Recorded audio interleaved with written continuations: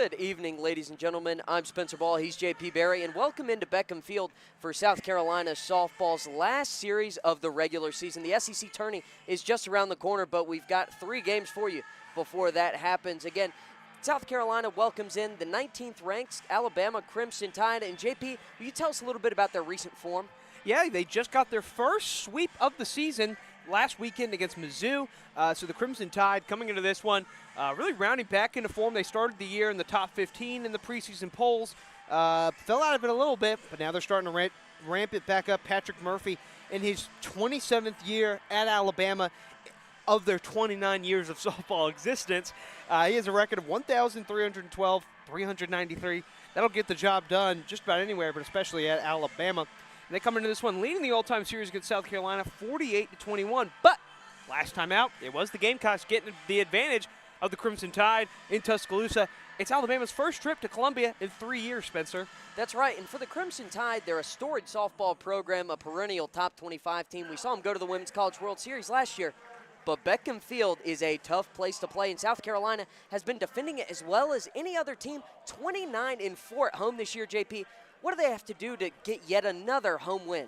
Well, it starts with starting out hot. I mean, you saw it against Auburn that they didn't really they didn't get out to early leads like they typically do, and they struggled for it. But, you know, against Alabama, especially a team like Alabama who's just 7-7 on the road, these two teams are very similar. I mean, both are 11-10 in league play, so lots of seeding implications for the SEC tournament as well and coming into play here. But, yeah, so for Alabama, it's just going to be kind of which starting pitcher imposes their will first, because we have two of the best in the SEC on the mound today. We really do, but again, both of these teams looking to improve their seeding as we get closer to tournament time. Again, one last series here at home. We're going to take a quick break, but stick with us here for the first pitch at 6:02 on Student Gamecock Television.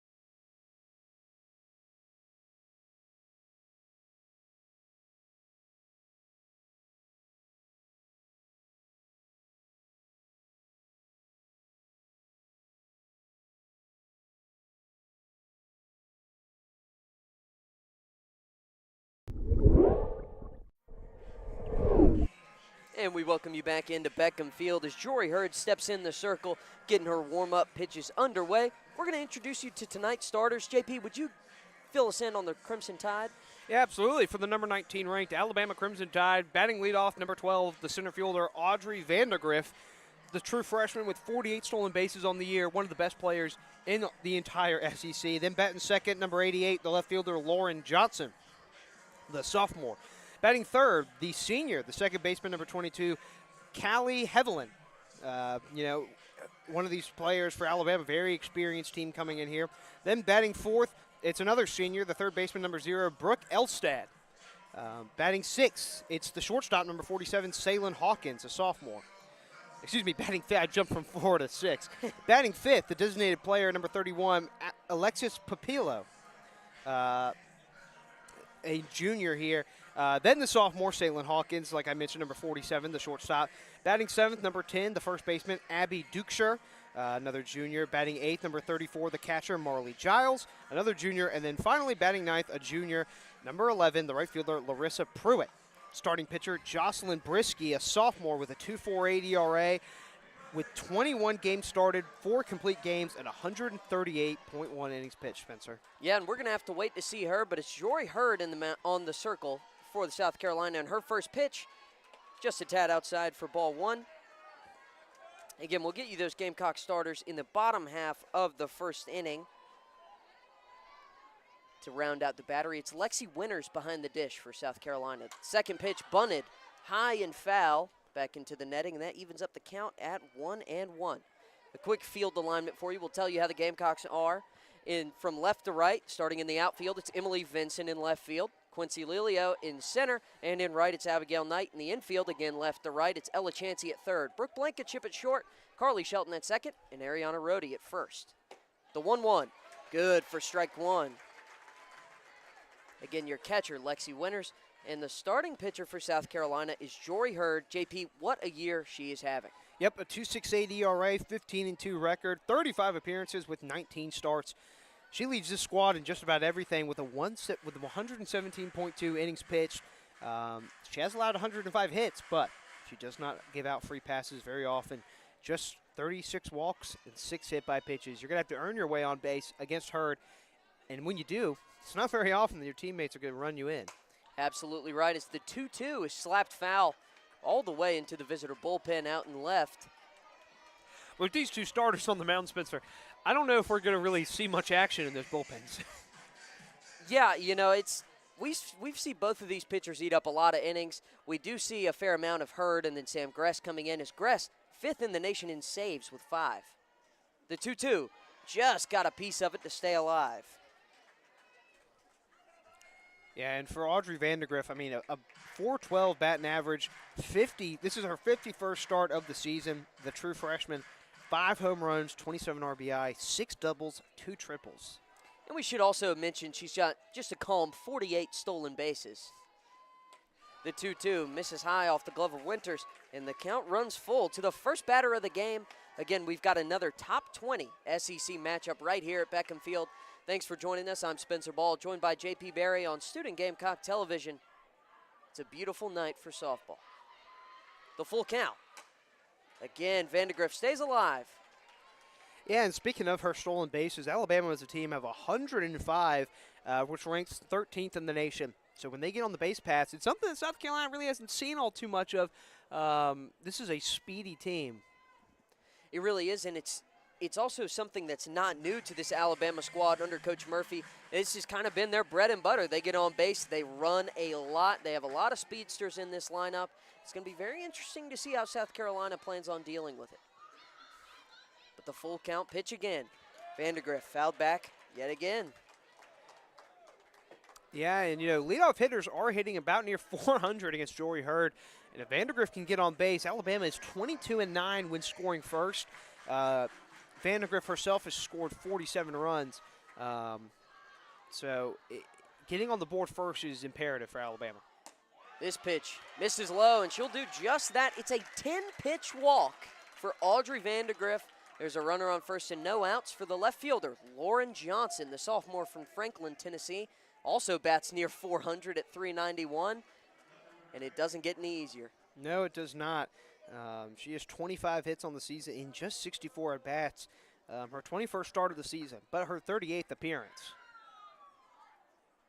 She's been really good, and really good in SEC play. Actually leads the team in batting average in the conference. Vandergriff goes, throw down. She's gunned out by Winters. A throw on the money, and Vandergriff's caught stealing. Well, it was an early, testing of the metal for Alabama, trying to impose their will with a steal by Vandergriff on the first pitch to Lauren Johnson, and Lexi Winters was up for the challenge. I mean, she pretty much almost threw herself across home plate, just getting that one to second as hard as she could. And the 1-0 now to Johnson with one out. Finds the zone, strike one. And we have to give some credit to Jory Hurd there. I mean, going fastball on the first pitch helped Winters get have a little more time to fire that down to second. It was a good tag from Blankenship. There's one out on the board. The 1-1 off speed inside third, strike two.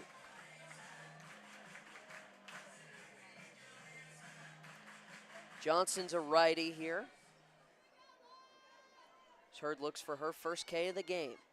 The 1-2. Swung through and missed. It's 2 outs so far for Jory Hurd. One from her catcher, one from her on the bump. And that'll bring up Callie Hevelin. Hurd's 99th K of the season. She'll be looking to go for the century mark here as she faces off against Callie Hevelin, who's a tough out. I mean, this whole lineup is for Alabama. She fouls back the first pitch. The senior from Three Rivers, Michigan, boasts a 746 slug percentage on the season. She's really Alabama's premier power throw with 13 home runs. She's driven in 39 runs as well. 7 doubles to go with that. and 3 triples. An extra base threat as Hurd misses a tad high there. Count goes to 1-1 once more. And again, we can't stress how important that out was at second base. It was a great throw from catcher Lexi Winters. Completely changed the complexion of this inning. I mean, you would think Alabama was going to try and just get her over. Swing and miss on the off speed. Hurd has found a lot of whiffs so far on that pitch. Yeah. Well, you were going to think that Alabama was going to try and get her over, manufacture a run, and then, then you'd have a runner on third with with 1 out if it was a bunt. But the 1-2, just a tad outside. So we move to a 2-2 count. But you're absolutely right. They eliminated the threat, and not only that, they got a pretty big crowd here at Beckham Field riled up early.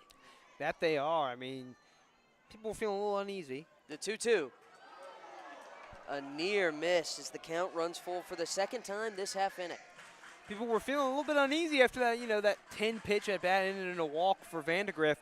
But Winters, I mean, she breathed new life into this ballpark. You're going to see how tough these at-bats are all night. The full count. Just a bit low, and it's another walk for the Crimson Tide. Hevelin takes first base, and that brings up the cleanup hitter, Brooke Elstad. Yeah, and Elstad batting .326, so, not a far cry from the 400 her teammates in the top of the lineup are sporting. But she leads the team in RBI. She's a prototypical cleanup hitter with 7 doubles, 2 triples, 8 home runs, and 44 RBI. The first pitch she sees, drop ball outside third for strike 1. Elstad's a lefty, so we've seen 2 righties and now 2 lefties. A nice mix here at the top of half of the order for the Tide. The second pitch, down and in, ball 1. Another thing to keep your eye on is if Hevelin herself ends up trying to steal second. She's 3 for 3 on the year, but doesn't go too often. The 1-1 chopped right at the home plate. Hurd fields it, fires over the head of Rhodey. Hevelin's all the way at third. She's being waved around to home. The throw to the plate, Winters, tag applied. She beats it in. Elstad gets back to second, and the Crimson Tide take a 1-0 lead here. Just got under the tag of Lexi Winters. Yeah, that was a bang-bang play at the plate. I think Alabama or South Carolina might be challenging. Or maybe not. I mean, everyone was kind of coming together at first. We will see, but it doesn't look like it right now. And as it stands, it's an error on the pitcher. Jory Hurd just completely air-mailed Rhodey at first. And scoring from first to home on that error was Callie Hevelin, and Elstad finds herself on second. And it brings up the designated player, Alexis Papillo. She watches strike 1 go right down the heart of the plate. Yeah, and that was really kind of the prototypical, best of both worlds when it comes to put the ball in play and see what happens, and then running on contact with 2 outs, because Hevelin was already booking it, and then South Carolina makes a crucial error. The 0-1, upstairs and outside. Count moves to 1-1, and you're absolutely right. I mean, this Crimson Tide, they're ready to run. We talked about it in the pregame. We talked about it right before the first pitch. They'd like to get moving on the base pass, and you can see their speed pay off there. The 1-1, driven into right field, Knight's under it. She makes the catch to end the first half inning here. The Crimson Tide do strike first as they lead us 1-0. We'll be right back here on Student Gamecock Television.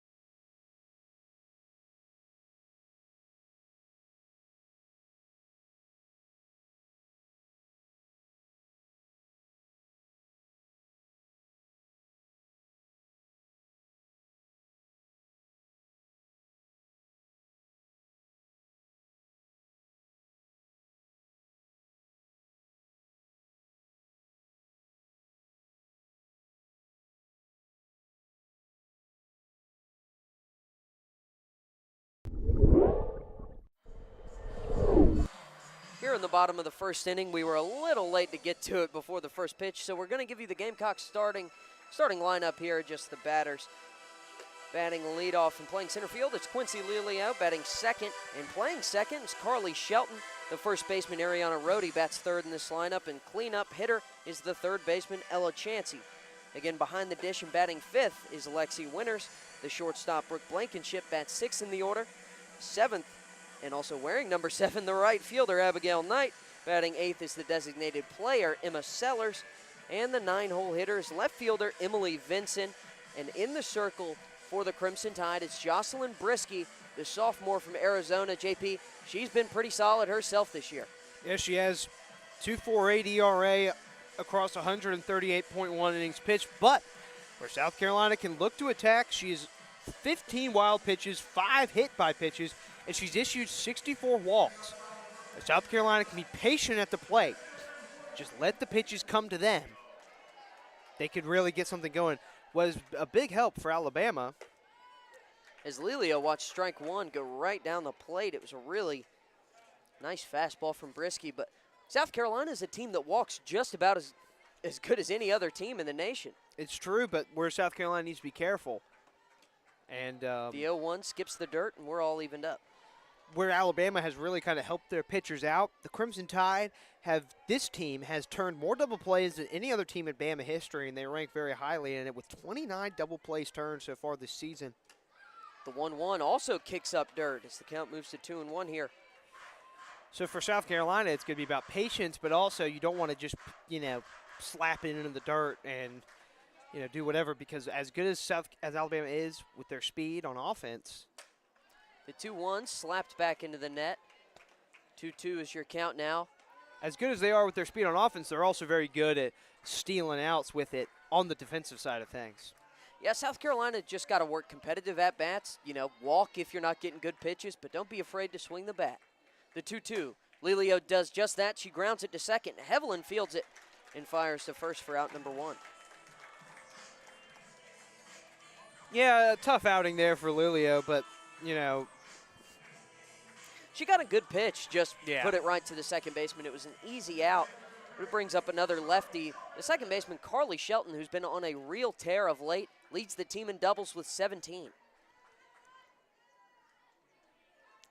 The first pitch she sees, fastball, good for strike 1.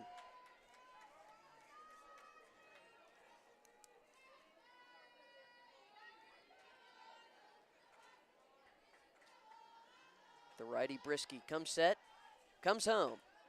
That one well outside.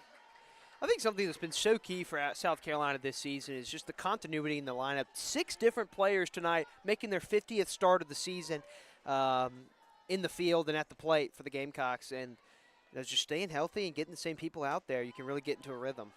You're right, as the ball goes in at Shelton's knee there. 2-1 is your count. And they've been getting a lot of evenly spread production as well. The same players that play every night, there's a reason they are. I mean, they are putting up some really good numbers. Yeah, and even those people that I didn't mention, Ariana Rohde, she missed a couple games with injury. This is her 48th start. Brooke Blankenship is number 49. But the only person with less than 40 starts in the starting lineup for the Gamecocks tonight is Emma Sellers. But as a designated player, she's still hitting over 300. So, and they like to platoon her as well sometimes in left. So a lot of appearances. The 2-2, swing and a miss. Shelton strikes out. A nice off-speed offering from Brisky there.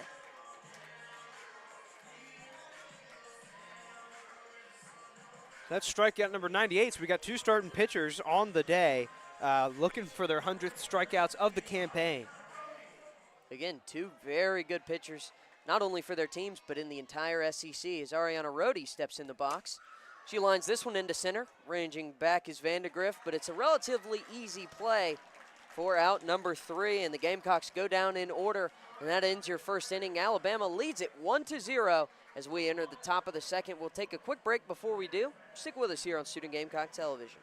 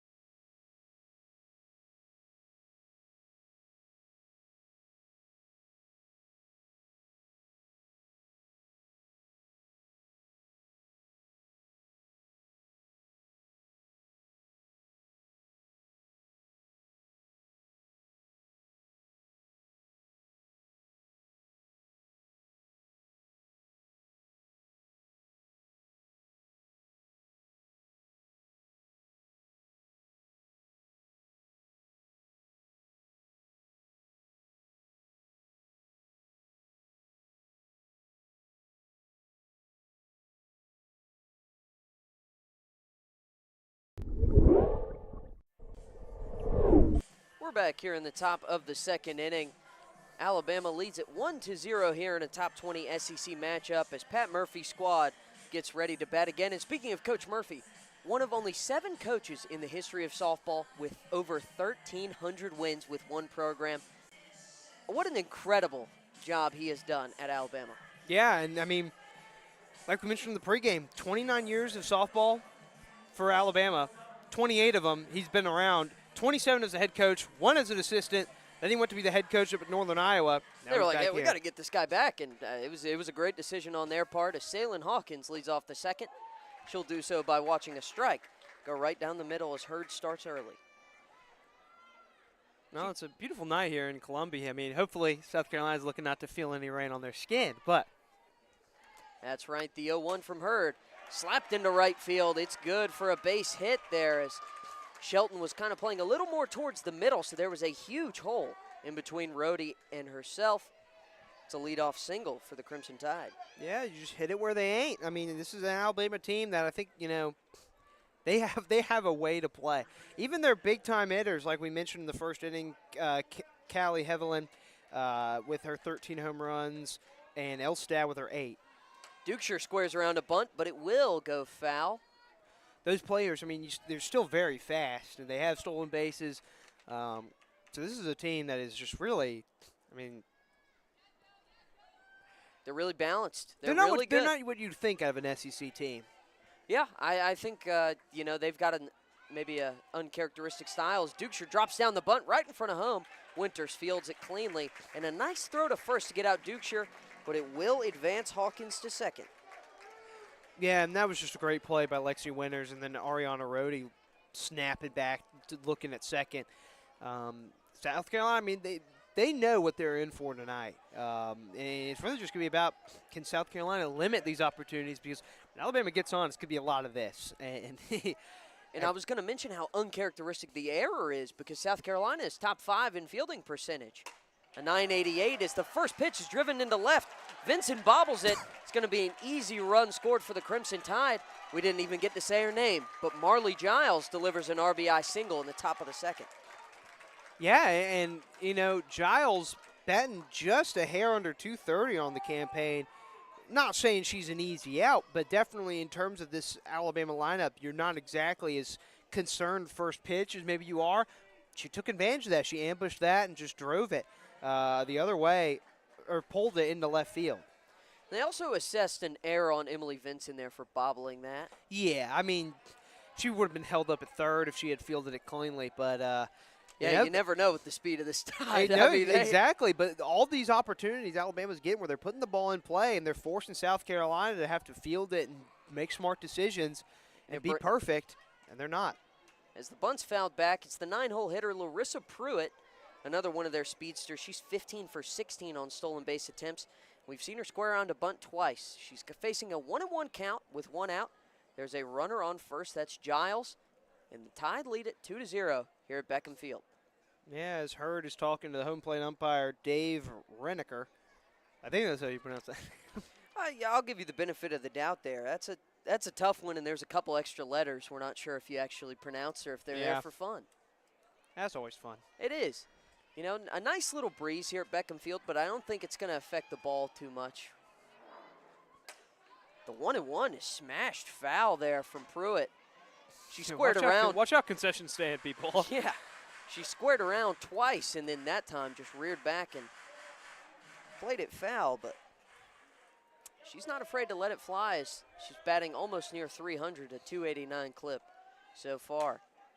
She stays alive and slices one foul down the third baseline.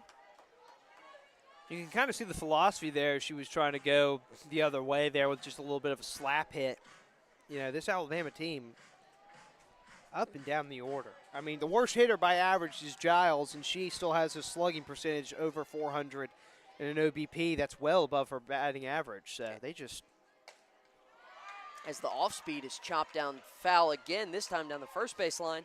Hurd tried to get her with the change of speed, but Pruitt stayed back and just got enough on it. But as you were saying, Giles, the worst average hitter on the team, she's got an RBI single tonight. The numbers, they can say all they want, but the game's played on the field. The 1-2 from Hurd. This one again sliced down to the left field. foul as Vincent thought for a second she had a play on it, but it was curving foul. Yeah, and we go back 2 swings ago when Hurd tried to slow her down there a little bit, but, Pruitt had pretty much committed to swinging, and she just barely was able to get a hold of it. So maybe Hurd goes back even slower this time. We'll see with the 1-2. This one driven into left center. Lilia ranging over. It touches down a couple feet before the track. In at second is Pruitt and Giles at third. And it's a bit of a hit parade in the top of the second for the Tide. Yeah, and a good play there by Lilio to come up quick, firing to the cutoff to prevent a third run from scoring or even being sent around third. A big double there for Larissa Pruitt, her 8th double of the season. And another example, this Alabama team, they just hit the ball. And it's good. It's good piece. Either it's Salem Hawkins going the other way or Marley Giles pulling the ball into left field, or Larissa Pruitt just hitting it into the gap.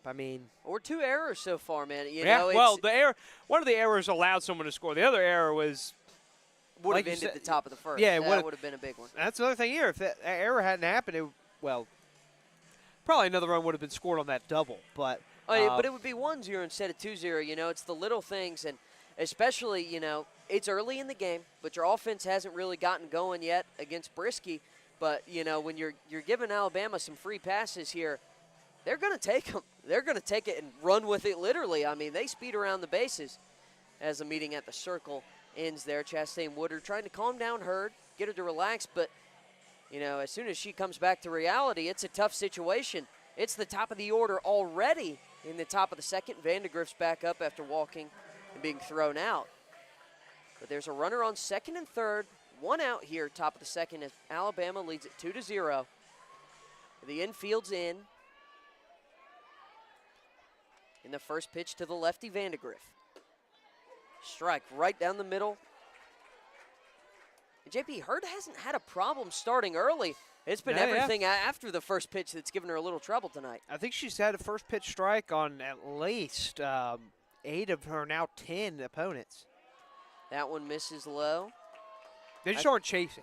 Her sequencing, she's rifling it in there first pitch, getting it in first strike, and then she's going down low or outside, trying to get them to chase. And Alabama, to their credit, so far, they're just not. Yeah, and I was just about to say, I don't think she started 0-2 on any batter. It's the 1-1. Is fouled deep to left field and way out of play there. So the count moves to 1-2, and a strikeout would do absolute wonders here. That would mean, you could just throw it to first for the next batter and out, and that's a lot easier than if a ball's put into play. You got to think there's going to be motion on the base paths. Yeah, but here comes Ashley Chastain Woodard. Weird to come out with a 1-2 count. We'll see if someone's... but I think this might be it for Jory. I'd rather they're just talking about approach. We're going to see here. Again, we've got winners changing some gear, and it's Sam Gress coming out here. Middle of the count against Vandegrift. Sam Gress is going to step into the circle for South Carolina. So Jory Hurd, her day is done. 1 1/3 in the middle of a count of trying to get her 5th out of the affair. And Sam Gress steps into the circle. An interesting move, JP. I don't think we were expecting that at all, but... Well, with these games heightened importance, like we mentioned, in terms of the standings, in terms of being able to host a regional, you just can't afford to, give that leash maybe you would if it was earlier in the year. You're a strike away from getting a second out. Like you said, then the play will be at first, and you can get out of this thing. Trying to keep this game as manageable as it possibly can because, the alternative isn't pretty. Yeah, and on that note, Jory Hurd, again, 41 pitches on the evening, and she's done for right now. Sam Gress has a 2.66 ERA, 11-8 on the year, but she's been outstanding for this team, JP. I think someone who stats are a little deceiving because it feels like sometimes, we called a 2-1 Ole Miss victory here, and Sam Gress. South Carolina won the game I was in. They did. They won 1-0, but Gress went 7 2/3. Jory Hurd came in for the last out and got the win. Yeah. And then Hurd pitched the next day, pitched outstanding, only gave up 1 run. Offense didn't really show up, and, then she gets credited with a loss there. So I think wins and loss might be a little deceiving for Gress, but her ERA has been steadily decreasing since the start of the season, and she's been great for this team. And, JP, she hops in a high-leverage moment. Yes, she does. And speaking of those standings, got them pulled up right here. There's a 4-way tie for 7th in the SEC between LSU, South Carolina, Mississippi State, and Alabama, all sitting at 11 and 10. And then they're just 1 game behind, as high as 5th place, with 12 and 9 Arkansas and Florida ahead of them. So you win this series, games, yeah. I mean, if you sweep it, you're putting yourself into territory to even be as high as 2nd. And you're putting yourself with a 40-win season, which would be outstanding in Chastain Woodard's first year as head coach. Gress toes the rubber. The 1-2 to Vandegrift. Driven into left field. Vincent ranging back. It's over her head. Bounces on the warning track. 2 runs will score. It's an RBI double from Audrey Vandegrift, and it's a 4-0 Alabama lead. Well, this thing turned on its head. I mean, with 1 swing of the bat, South Carolina's chess move does not, work out, as Vandegrift is all over Gress there, and now that's 2 more runs charged to Jory Hurd, but also you're back in the hole. It's pretty much what would have happened if the worst-case scenario happened and you left a roadie in there. Not roadie, Hurd. Hurd. And now the first pitch to Lauren Johnson. She squares around a bunt late, but it rolls foul. And you're talking about worst-case scenario. The inning still has to go on. The onslaught isn't over just yet. We're at the 2nd batter in the lineup. Vandegrift's on 2nd, but, these hitters are back up. Lauren Johnson with her .547 slug percentage and a .480 OBP is stepping in, and, they can just put it in the gap, score another. The 0-1. Swing and just found a piece off as Vandegrift was running for 3rd there. She doesn't care that she was thrown out in the 1st. I mean, it's more of a mantra thing. Yeah. This is what we do. We're going to run, and if it fails, it fails. But she's only been caught stealing 8 times on the year compared to 48 successes. I think that's you'll take that. Yeah, I think you will. The 0-2 to Johnson. Gress comes home. Curveball. Hits the dirt. A good stop there from Winters. Johnson struck out in 4 pitches, her first time up. For South Carolina, they're looking to have a repeat result of that. The 1-2 from Gress. Fouled off down the first base line. I think we have to commend Alabama a whole lot for just fighting off pitches. Yeah, I mean, South Carolina just hasn't been able to finish off these batters. They haven't struggled with getting them to 2 strikes. They just can't. That put-away pitch hasn't been there for them. And, Alabama's putting the ball in play, and South Carolina's defense has just been hit where they aren't. Curveball high again, 2-2 count. And Gress likes that pitch as kind of her finisher. It just hasn't found the zone just yet, but, again, you want to see Alabama chase just once, but feels like nobody's budging.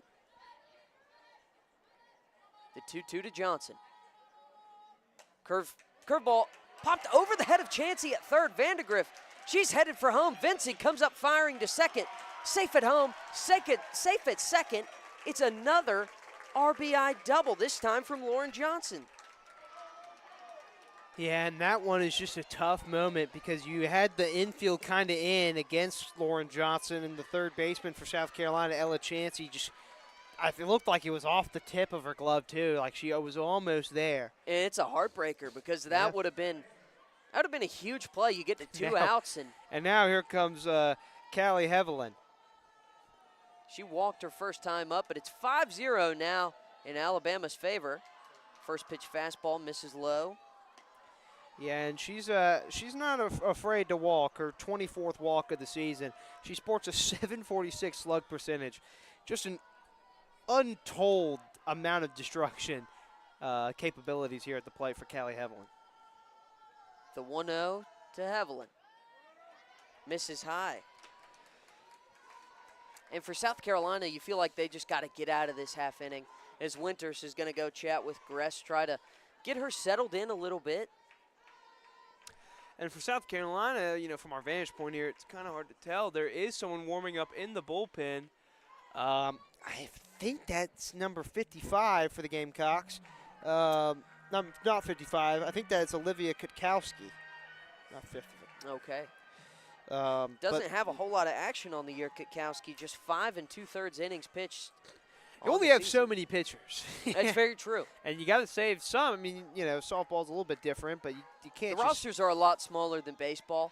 The stress isn't as much, but you also don't want to be throwing people every single day. But the Gamecocks have really relied on a 3-pitcher rotation for much of the year.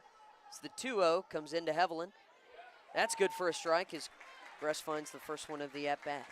Yeah, and if she can get out of this just down 5-0, it will be a feat to behold. Alabama's star, Hevelin, Elstad, Papillo, and Hawkins. Hawkins started this whole thing.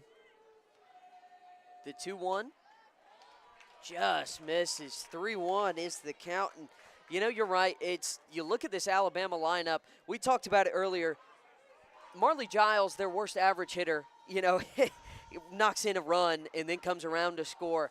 And it just doesn't get easier. All these SEC teams have just a gauntlet of a lineup. As Gress will run the count full here.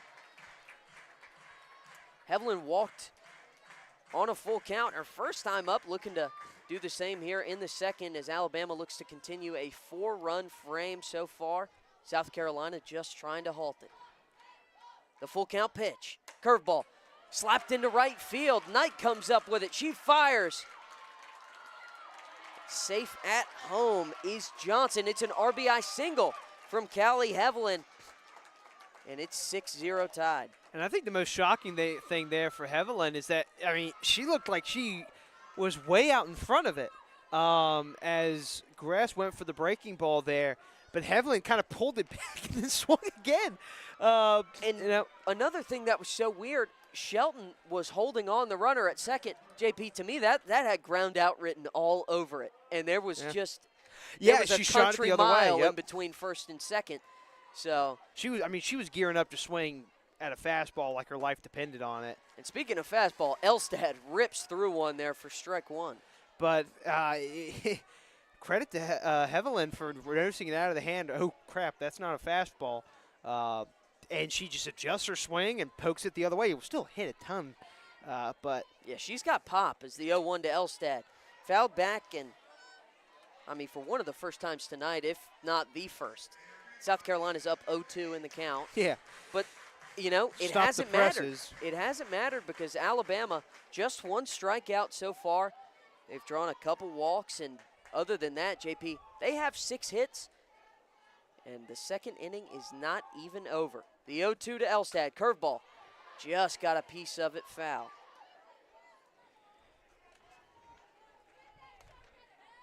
Elstad's 0 for 1 on the night, but she did reach on an error to Jory Hurd. As we're just doing some research up here. But South Carolina's got to keep this one within reason and look at another chance at the bottom of the second with their lineup that went down in order. This one popped into left field. Vincent takes just a couple steps as the wind's blowing right to left. But she makes an easy catch. A little bit of a pickup and breeze there. But, South Carolina, if they can't get stuff going, that's something rare. To celebrate. Yeah. And you get it up in the air. That's the thing. A lot of this has been on the ground. The launch angle for Alabama has been, has been bad, of course. They're ripping singles, they're ripping doubles. But if you can get that launch angle up into the 30s, you start feeling a little bit better. Although the wind does start picking up here. A little on and off as it brings up the lefty, Alexis Papillo, for the first time in the second inning as Alabama is about to hit around. Papillo, the only hitter in this lineup that hasn't batted in the second. She watched ball one miss high and upstairs. Yeah, she flew out to right field last inning, and, Abigail Knight seemed like she kind of misread it in the air, so it could have, things could have gotten bad again last inning. But, Papillo, 5 doubles, 7 home runs, 15 walks. A 322 batting average. Trying to keep this rally going for Alabama. In the 2-0. Coming home. Outside 3-0 count that Gress now faces. And JP, it just doesn't get any easier. Right now, South Carolina just needs to get out and recoup. And a task that, JP, it feels mighty difficult right now. It does. And the 3-0. The righty Gress misses low. It's a 4-pitch walk. That Papillo heads to first. Hevelin moves on to second. And now the person that started this whole thing off, Salin Hawkins, will come back up to bat in the second inning in what has just been a never-ending nightmare for the Gamecocks. Yeah, I mean, and Alabama was 2 runs away from putting this thing into the territory where if South Carolina doesn't get it going, then they can get mercy ruled. And that would just be a brutal blow for a Carolina team that's seen a little bit of a dip in RPI lately in general. But if you start getting blown out. A dip from second to 8. True, yeah. You know, they've been as high as 1 on the season as fastball from Gress. Good for strike 1. Hawkins singled through the right side of the infield last time up, which was, you know, like 30 minutes ago. Eight batters ago in the top of the second. The 0-1. She fouls back, and Gress is ahead 0-2 here. There's 2 outs, a runner on first and second. Alabama leads a 6-0 here in just the top of the second inning. But there's a lot of ball left to be played. Just got to give yourselves a chance. Gress takes a breath. Comes set, winds, deals, fires. Chop just fouled down the third baseline. And for Hawkins, she bats nearly 400 with runners in scoring position, with it sporting a 394 clip, which is almost 100 points higher than her season average, which is 306. So for Alabama, you know, it's like they get super. It's like literally an MLB The Show when you get clutch. Your PCI gets bigger. That's right. You got to eliminate the base runners here. It's the curveball. Fouled off again. These hitters just won't strike out. They refuse. Even when they're wrong, you know. It's another one where Hawkins was out in front of it, but she was able to just hold on and get a piece of it and stay alive. They just refuse to. And we'd be remiss to not mention that it feels like for South Carolina there's been some unlucky moments. Even when you get some weak contact, it's just not finding the glove. And another foul ball from Hawkins here. 5 pitches. None of them have been balls, but 2 strikes and 3 foul balls here.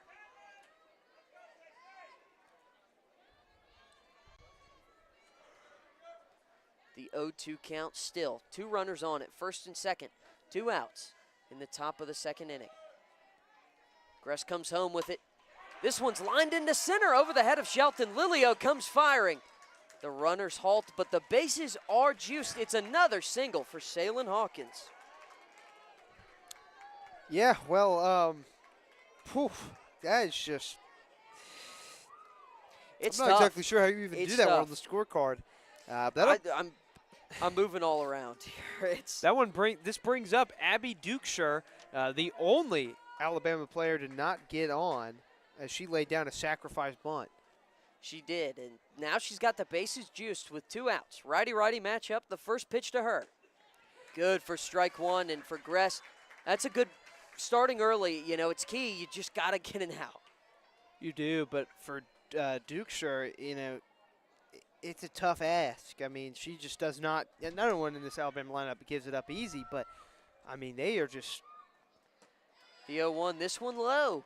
Count moves to 1-1, and again, JP, for South Carolina, you just want to just hold it at 6-0. Stop the bleeding. You've given up 7 hits. You've got 2 errors, and it's gone. It's already gone from bad to worse. Yeah.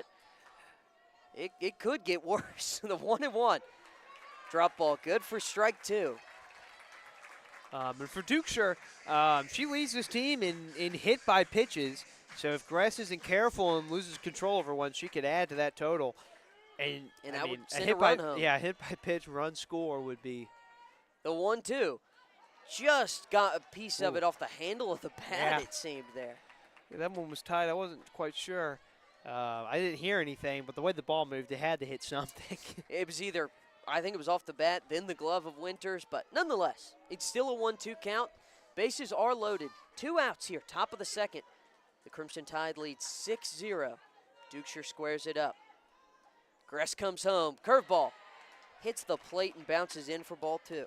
Yeah, and Dukeshire, they're showing slap hit before she ready into a more traditional batting stance, but it's kind of a leveling thing, you know. yeah. You just where you want to hit the ball, because Yep. if she can square it up and hit it right back where it came from, there's a massive gap between short and where second base is. The 2-2. Fastball fouled towards the dugout. Catcher Marley Giles almost made a heck of a play on the on-deck circle there. But again, high pitch counts. The Alabama hitters are just working and working, and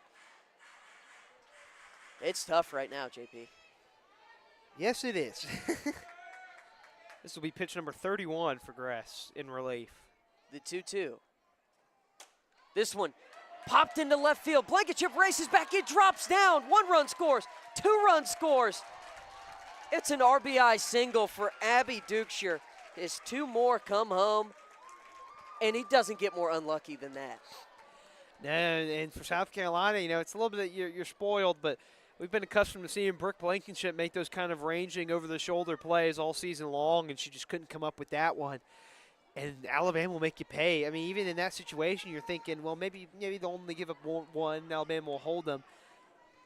They ran. And I think we're going to get another change as Ashley Chastain-Woodard is coming out of the dugout. Yeah, we're going to see here, but, you know, whenever they go and adjust the gear for Winters, you got to think that's a new, maybe a pitch-comm device. It's going to be Katie Becker heading out to the mound. As, again, Alabama leads 8-0. 8 hits. Second inning, South Carolina's given up 7 runs and are still in it. There's a runner on first and second. JP, will you introduce us to the new pitcher? Yeah, the sophomore, number 14, Katie Becker, one of many people who followed Ashley Chastain-Woodard from the University of North Carolina, Charlotte. She sports a 6.0 ERA, but in just 16.1 innings, she's walked 10 batters and only struck out 5. She just scored a 2-0 record, though. And JP, you don't want to assume anything yet, but this could be a move from Chastain-Woodard, not only to get Becker some experience, but to say, hey, we got 2 more games this series. You never want to say that they're punting the game. You don't want to say it. But I will say that Steve Kerr pulled the starters with 5 minutes left in the third last night. But we might be seeing Kirk a Ferentz, repeat. Iowa, you know, for lack of a better term, the Iowa Hawkeyes are making a special guest star appearance here at Beckett Field at Carolina Softball Stadium. It's been rough, but again, Becker, it's kind of that thing, you know, I've been watching a lot of baseball recently, JP, and the thing they tell you, you know, a reliever has 1 bad outing and the ERA balloons. You know, it's like, how do you have a 10-8 ERA? It's, you know, you get 1 bad inning, and you could be solid the rest of the way. So Becker, you know, the more innings pitched, the more clear the story will be in numbers. Yep. But we'll see how she fares here. I mean, all you need is one pitch on the ground could be the inning ending out. However, Becker has allowed 24 hits in her 16.1 innings of work. And up to bat for Alabama is Marley Giles, who got the scoring started in this inning with a single. In what feels like an eternity ago. Oh, it was. Runners on first and second. The first pitch to Giles, driven way out to right field, but foul off the pole out there. Not the home run pole, but another pole hit where the net ends. I mean, that one we would all just go home. I think the grand slam. It might be true, but. Yeah, you know, for South Carolina, you got your play at third or first with runners on first and second. And, you know, Jory Hurd only went 1 1/3 innings. Gress only got through 1/3 of an inning. And now they bring on the third pitcher of the second inning. It's Katie Becker, the 0-1. Misses high for ball 1. It's a 1-1 count. Alabama, I mean, you can tell not only are they fired up, that foot is staying pushed down on the pedal, man. They want to win this, and they want to win it convincingly. And it would take a bit of a comeback for South Carolina to prevent that. This ball driven way deep to left field. Back goes Vincent, and she stops and stares. Giles hits a 3-run bomb, her 5th of the year.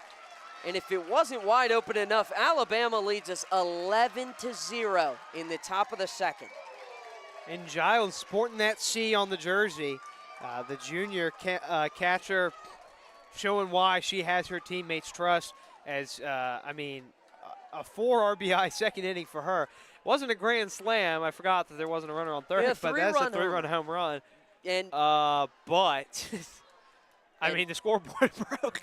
I mean, if you're looking at our score sheets right now, I'm trying to find room of where to mark up the batters as Larissa Pruitt steps in, watches strike one go by. Oh, man. Her last time up, she doubled to deep left center field, which is exactly where that home run just left the park. The 0-1 finds the zone again. 0-2 now for Becker.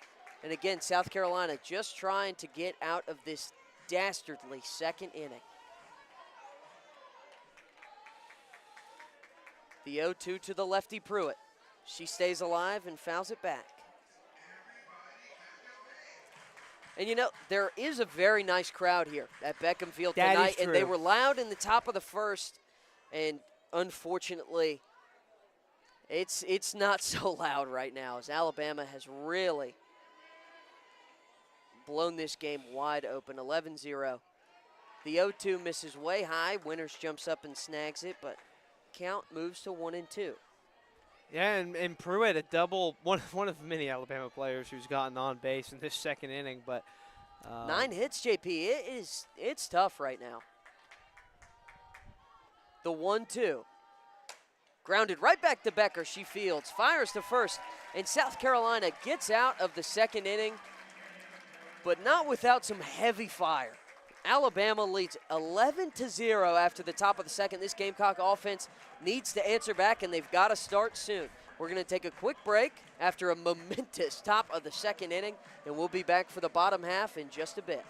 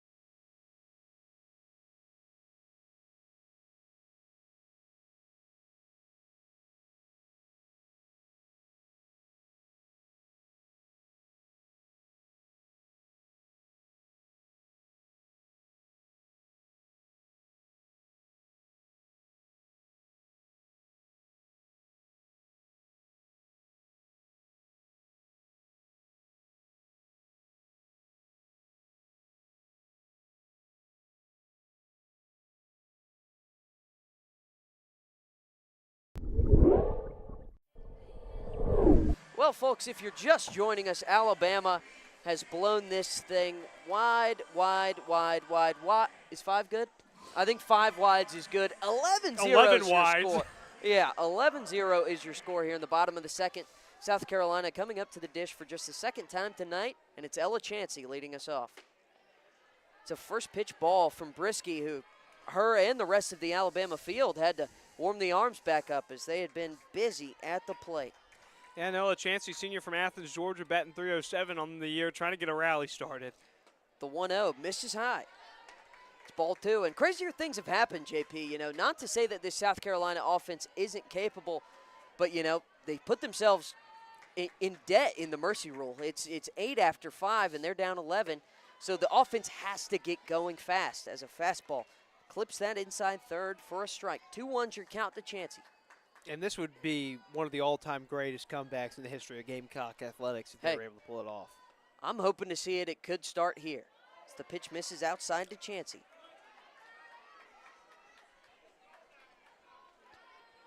3-1 the count now. And you know, JP, just anything to get the team, get the fans back into this thing. The 3-1. Chansey drives it to left. Johnson ranges back. makes the grab there, just a little too far under it, but good contact from Elachansi. Yeah, tough outcome there in terms of, it's a 3-1 count, but she got a pitch to hit, and she just barely was under it. And that'll bring up Lexi Winters, who we thought had set the tone early in this game with a great throw out of Audrey Vandergriff. She's got a chance to kind of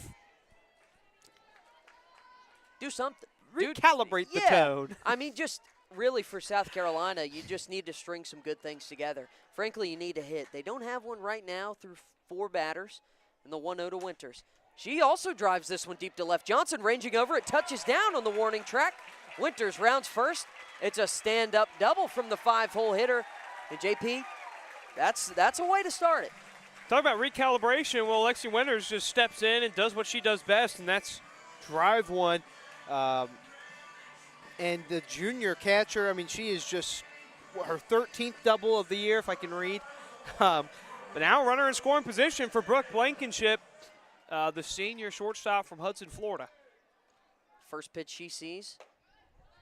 Fastball outside. And, Brisky is definitely a good pitcher. Don't get us twisted. But by no means is she unhittable. South Carolina, you've got to just start putting together good at-bats. Winters has set the tone. The 1-0. Slicing foul down the first base line. Touches down in the dirt. As the count's evened up. And South Carolina sporting a little bit of a unique look tonight with white batting helmets, white jerseys, white pants. There's a garnet visor on the batting helmets, but it's a stormtrooper look that you don't really see very often in Gamecock athletics. No, I do like it. It's 1-1. Fastball outside. 2-1 is your count now to Blankenship.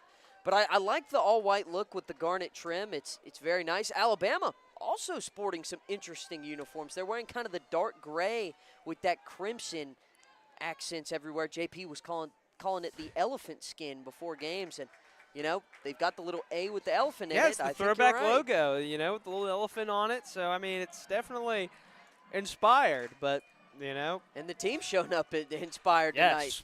Well, the 3-1. Grounded over to third. Tough hop there, but Elstad makes the play and a nice stretch from Dukeshire for out number 2.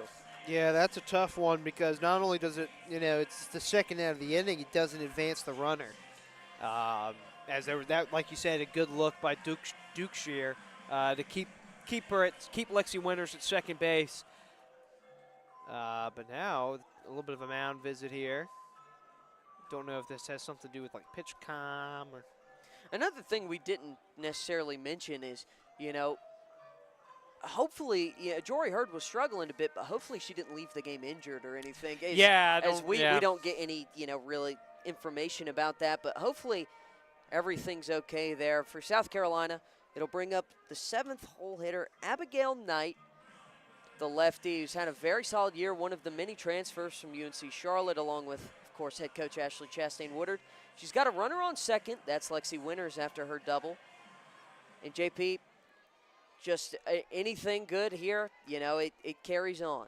The first pitch to her, fastball, low and away. Yeah, Knight, 6th-year senior, Robbinsville, North Carolina native, batting .321 on the year, 32 RBI. She can add to that total and get Carolina on the board with one swing here. The 1-0. Fastball inside. She had to turn away, otherwise she might have been hit there. Yeah, that one would have left a mark. That one had some heat on it. Oh, yeah. I mean, Brisky, she's definitely got a fireball. It's a tough fastball, maybe tougher to locate than put a bat to. It gets away there in the dirt. Winters to third as Giles finally finds it, but it's a 3-0 count to Knight, who has 18 walks on the season. Yeah, and so now, hey, getting on the board is 90 feet away, and that's where it all starts. You can't come back from down 11-0 until you make it 1-0. That's right. The 3-0 to Knight.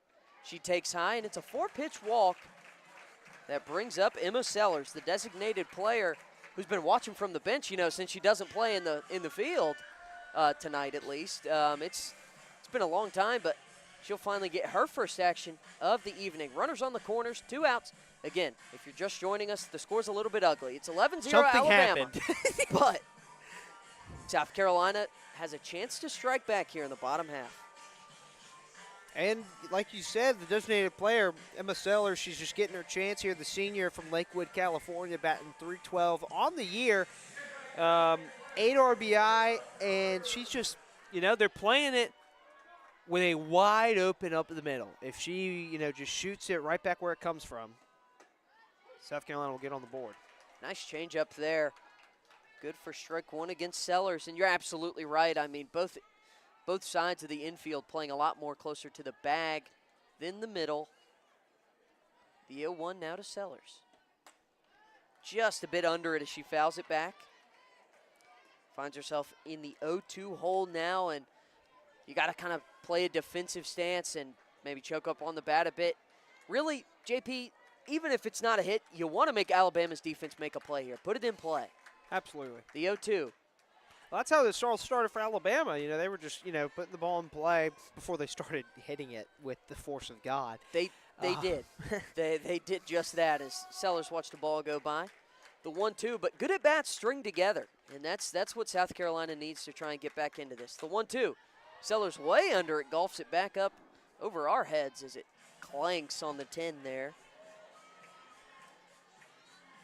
Emily Vinson, who bats ninth, is in the on-deck circle. And after her, it's Quincy Lilio in the hole.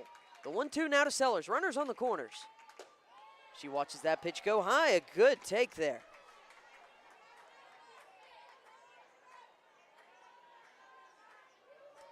Brisky worked in a very efficient 11-pitch first inning. Bit longer in the second here, but trying to get out of it. Sellers stays alive, rolls over one. This would be huge. I mean, you just got to get something going. You bring up Emily Vinson, and then the lineup card will turn over. If she can get on base, you can start, you don't have to get it all back at once. You still got, 5 more innings to play with after this one if you can, get it down. Sellers stays alive again, another foul ball, and hard at bats. That's something that not only, makes Brisky work a little harder, fires up the team, and sooner or later, if you at least go by how it's worked for Alabama, she's bound to get a more hittable pitch. The 2-2. Just got a piece of it off Giles there, but stays alive. So the umpire's going to walk the ball out to the circle to let Giles kind of walk that one off. Maybe went off the foot there, but she seems to be okay. Good guy, ump. That's just umpires can have sportsmanship too. And a big shout out, JP, how'd you say his name? Renneker. There you go. Dave Renneker. I don't know how else that would go. There you go, the 2-2. Sellers grounds it into the outfield. It's an RBI single from Emma Sellers right past the outstretched glove of Dukeshire at first. Well, all great comebacks started somewhere for South Carolina. It very well could be Emma Sellers in her back up against the wall, just going the other way under the glove. That's gritty. Yeah, that is a 9-pitch at-bat. Just gets a piece of one under the glove of Dukeshire at first base. Brings up Emily Vinson. See strike one go by, but 2 runners are still on. These runners at first and second. The Gamecocks trail 11-1, but they've gotten on the board and a chance to extend it here. The pitch to Vinson. She smashes one foul off the netting down the first base line, but good contact. And the last time we were on the call, JP, Emily Vinson had 0 home runs. She's added a pair in the last couple weeks. 2 home runs as of late. She had 1 down in Auburn, Alabama. And hey, if she can do it against Auburn, why not do it against the other Alabama team? The 0-2, fouled back. Now, I like the way you think, and she has been a lot better from the plate lately. She has 18 walks on the season, which is as many hits as she has. So she's been getting on base a little bit more. It's definitely a glove-first player out there in left. The 0-2 grounds it right back up the middle to Brisky. Gives a easy toss to Dukeshire, and that will end the second inning. But South Carolina does get on the board. It's 11-1. Alabama leads it. We're going to take a quick break, and we'll be right back in the top of the third. Stick with us here.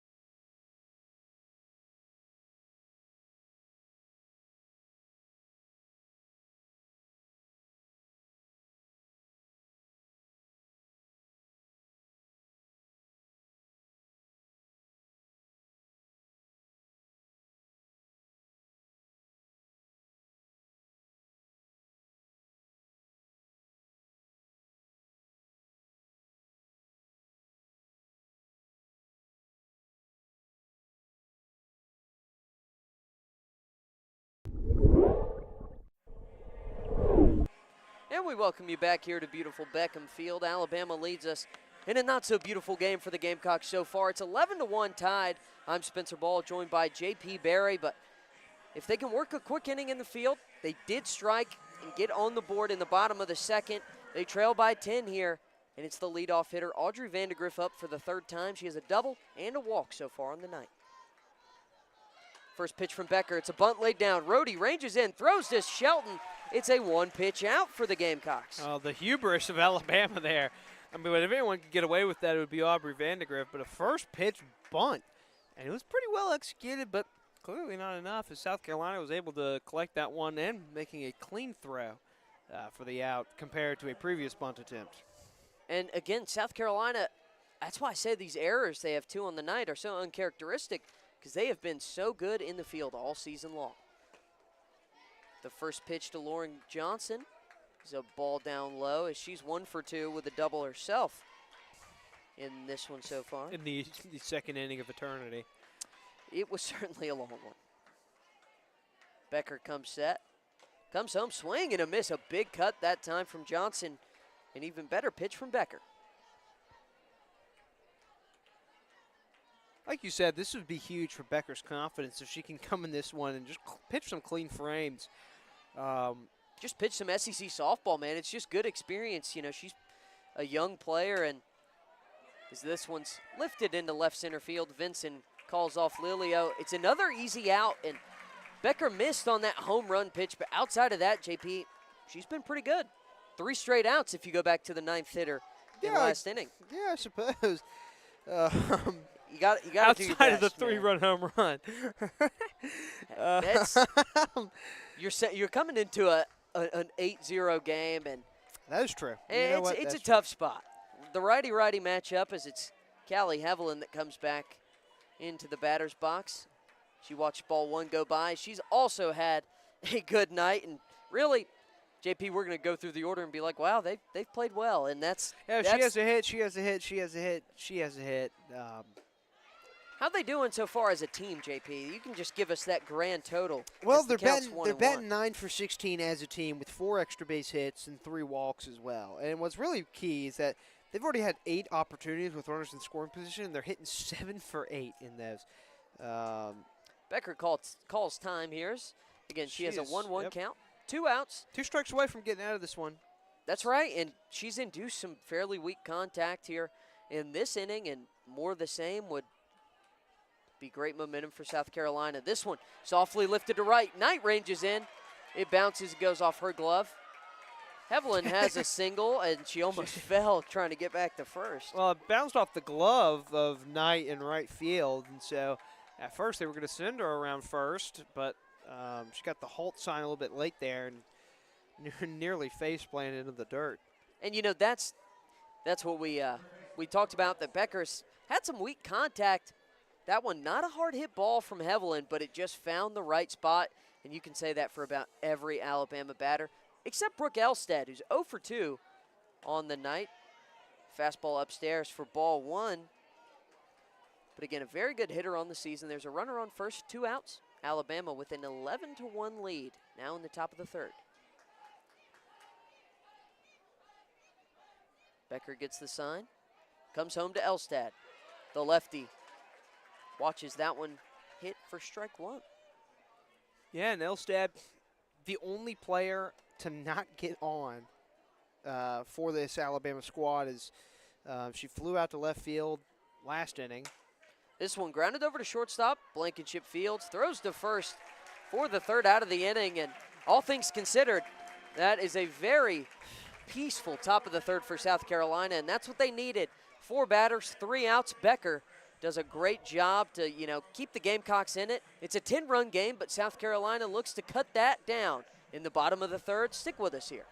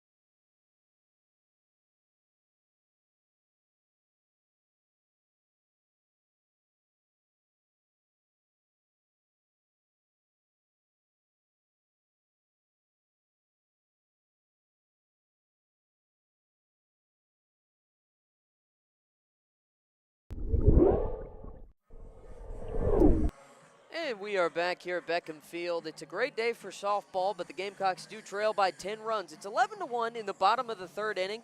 They're at the top of the order with a chance to try and cut this lead down. JP, it feels early in the game, but there might not be as much time left as you may think. Yeah, we're just in the bottom of the third, but South Carolina has just 6 outs to score 2 runs to avoid a mercy rule. In softball, it's trailing by 8 or more runs after 5 complete innings. So I lied to you. It's 9. 9 outs. 9 outs. Yeah, I'm sorry. The third inning's not over yet, and for South Carolina, they're hoping to extend it as long as possible. As it's ball 1 to Lilio here. Yes, fillet me for my penance. She does watch a strike in the middle of the zone. Count evened up at 1-1. Infield playing a little more in for Lilio, not known for her power hitting, but she does have 11 doubles on the year and a pair of triples as well. 2-1 is your count. Brisky's done pretty well so far tonight. Again, she's only let up 1 run and 2 hits, but South Carolina showed some potential there in the bottom of that second inning, JP. Yeah, she did. She, navigated the first clean frame of pitching for South Carolina in this ball game. And, like I said, it just starts somewhere. It does, and it could start here as Lilio has a 3-1 count. She has 40 walks on the season. What's one more? True fact of life. The 3-1 from Brisky. Lilio fouls this one off down the left field line, and the count runs full. Again, Brisky before this inning had thrown 40 pitches. She's now up to 45. So if South Carolina can make her work and cut this game a little bit, JP, nothing's impossible, my friend. The full count offering. Lilio just rolled it foul down the first base line. And we saw South Carolina in the bottom of that second really work some good at-bats, fouled off a lot of pitches, and just bought themselves more opportunities to find one they like. Yeah, Brisky is over 40 pitches already. Lilio under this one, but it's in a tough spot. Ranging back is Hawkins. It's off her glove. Lilio's in at second. Almost overran the bag, but she slides back in. Safe at second, as it was Hawkins and Johnson coming in the grass behind shortstop. Should go down as an error there, but nonetheless, Quincy Lilio finds herself at second base with no outs for Carly Shelton. Yeah, that'll be an error on Alabama, but, a good look there for Lilio. And now, well, no outs. Someone with a runner in scoring position. First pitch to Shelton. This one hit hard right to Johnson in left field. Unfortunate for Shelton. Got a good pitch, just couldn't quite get enough mustard on it.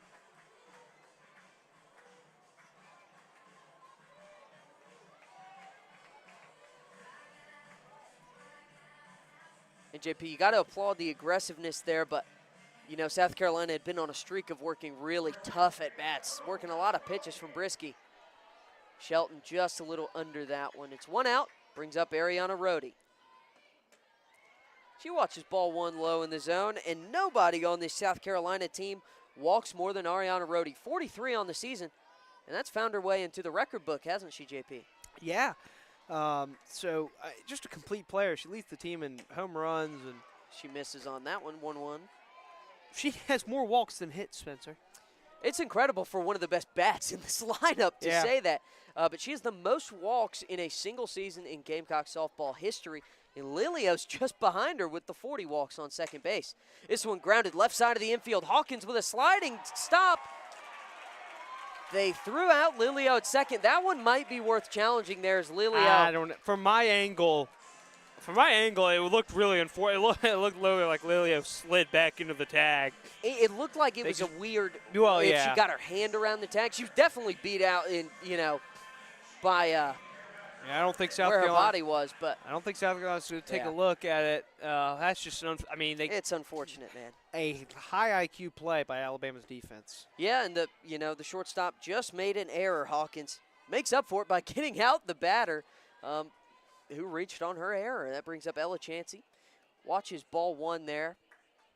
So now that puts Ariana Rhodey at first. No other runners. She watches ball 2 go by. And there's now 2 outs, and that's the real kicker. 2 outs, 1 runner on, 2-0 count for Chansey. That one called a strike there. Looked a tad high, but I think the zone's been pretty fair so far, JP. Yeah, I think it has. Just, really the only contentious call so far. Yeah, 2-1. Chansey lines this one into right field. It's going to be a 2-out single for Ella. Chansey right past. Again, Dukeshire at first and in between Hevelin at second. That's been the sweet spot for South Carolina so far. And it brings up Lexi Winters. Lexi Winters has the biggest hit of the night for the Gamecocks, a deep double to left field. First hit of the game.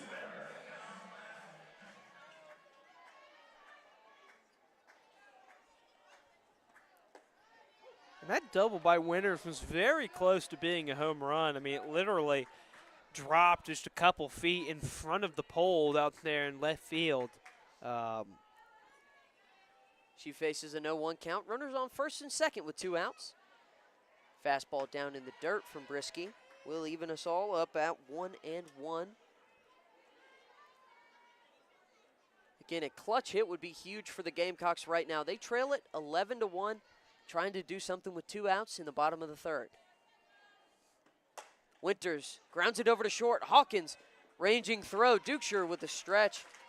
That's good for out number 3 in this third inning. The Gamecocks still trail 11-1. We're going to take another break. We'll be back with you with the top of the 4th inning. Again, thanks for hanging out. Stick with us.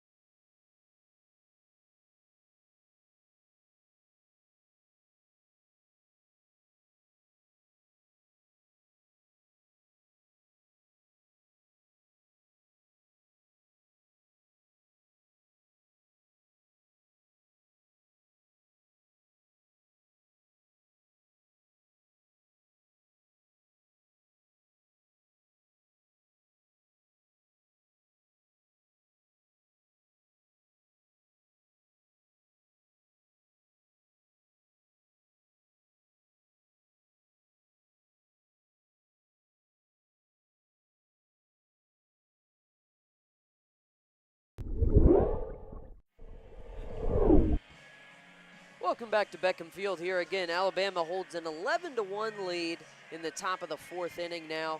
I'm Spencer Ball, joined by JP Barry. And what's been one to forget for South Carolina, although, Spencer, last couple innings, much improved for the Gamecocks. Very promising with the bat. They just have an unfortunate burden of being well in the hole right now. But get another quick inning here. Who knows what could happen? You never know. It's Alexis Papillo. She watches a nice drop ball from Becker. Hit that outside corner for strike number 1. Papillo lined out to right field and reached on a walk her last time up.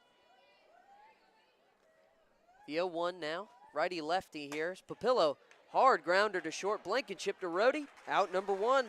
Becker working quick yet again. And I think this is more of what we kind of expected to see out of this game, Spencer. I mean, it's good quality pitching from both sides.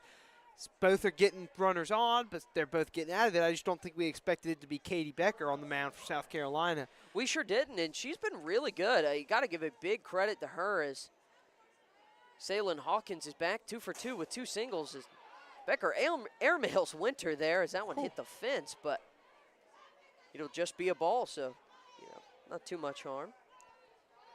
As Hawkins has found this right side of the infield twice so far, in between Shelton and Rhodey. And as soon as I say that, Shelton shades over a little more to her right, so maybe some in-game adjustments here. This one fouled off down that first base side, so she's been a little late, but hasn't been a problem so far. JP, if it wasn't for that horrible top of the second inning, you're right. The horrible, no good, very bad inning. It was that, and it feels like that's putting it lightly. I mean, it was a disaster of epic proportions. And also, South Carolina just got a little unlucky. The 1-1 runs inside at the knees of Hawkins for a 2-1 count now, but yeah, really, things didn't start getting hit very hard until it was already, it was already a big lead, yeah. But for South Carolina, we were talking about it. The bats have looked a lot better, some really good ABs, but it's unfortunate they trail so much. They've got to really climb out of the hole here. As they check down on that one, Spencer, and the count runs 3-1. Sure does, and some close misses here from Becker, but don't want to put anybody on for Alabama. We've seen what they do with either free passes or hits. Oh, God. No, don't do it. It's not good. This one grounded again over to that right side of the infield. Clips off the glove of Rhodey. Juked Shelton off the rebound. And Saylin Hawkins reaches for the third time tonight. Well, Shelton was coming over to help back up the play from Rhodey. And I don't think that should go down as an error, Spencer. I frankly think that was a tough play. Yeah, still waiting on the ruling here, but it brings up Abby Dukeshire. She's under this one. It's playable. Racing in comes Knight all the way from right field. And as she records the out, we do hear that it is a hit for Saylin Hawkins. So 3 singles for the Bama shortstop as Dukeshire's retired in 1 pitch. But it brings up who's been the most troublesome batter outside of Saylin Hawkins on first base. It's Marley Giles, JP. Tell us a little bit about her night. Yeah, she started out the second inning with a single. Pops this one foul. Started out the second inning with a single and then was moved over and eventually scored by Audrey Vandegrift. And then she came all the way back up in the second inning again and launched a 3-run home run to left center to really break this one open. And the 0-1 grounded up the middle. It will get through. It's a single for Marley Giles. She is also 3 for 3. Her and Hawkins have just been unstoppable tonight. But as we were saying, it was the first batter Katie Becker faced and seemed to be her kryptonite so far, but hasn't driven in any runs here in this top of the 4th inning. Brings up the 9-hole hitter, Larissa Pruitt, 1 for 2 with a double. 2 runners on at first and second, and 2 outs.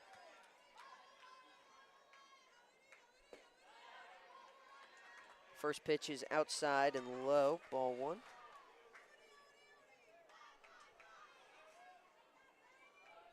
This Alabama dugout's just having the time of their life. Well, yeah, that tends to happen when you're up 11-1. It does, but, they're the only voices you can really make out in the crowd, and it's tough. It's going to be a battle if South Carolina's going to extend this game and try and battle back. It's 1-1 count now to Pruitt. Becker gets the sign. Fouls that one back, and the count moves to 1-2, and even though she's given up a pair of singles, again, Katie Becker has been very solid, JP. Yes, she has. She's lowered her season ERA to 5.73. I don't think it's insane to call this it's hard to say that when she did allow a 3-run home run. But not her runners. Yeah, but the 1-2 way high. It's been one of her more effective outings of the season so far. And she's doing it against an Alabama team that clearly has no problems hitting the ball. They have come today ready to play. Yet again, that feels like an understatement. I mean, they came here to win. At 2-2. Inside, and off the foot of Pruitt. Wasn't sure if that was hers or Winters, but that will load the bases and bring up Audrey Vandegrift, the leadoff hitter, for the 4th time tonight in just the 4th inning. That's not a great pace. No, it's not. She's 1 for 2 on the night with a walk and then a double. We do have Is South Carolina looking to challenge this, maybe? I don't see a lineup card in the hand of Coach Ashley Chastain-Woodard. That is a great observation, my friend. And while we figure out what's going on, we'll give you a brief rundown of what's going on right now. The bases are loaded. There are 2 outs. It's the top of the 4th inning in a game that Alabama is dominating so far. It's 11-1 tied. They've got the lefty leadoff hitter, Audrey Vandegrift, in the box for the Gamecocks. As Katie Becker in the circle, and this would be a huge out. Yeah, she's 1 for 2 on the night with a walk, a double, and then a bunt to start off last inning. The first pitch, Vandegrift swing and miss, fouled back off Winters, but she's okay there.